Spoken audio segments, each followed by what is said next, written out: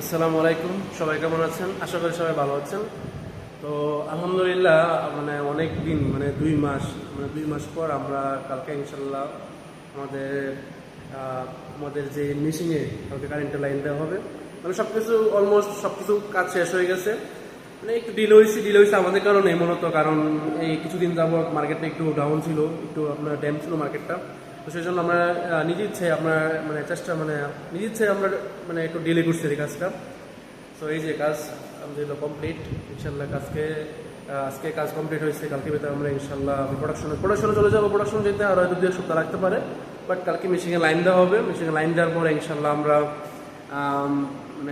প্রিন্টের যে একটা প্রসেস, প্রাথমিক যে প্রসেসটা ইনশাল্লাহ কালকে থেকে চালু হবে।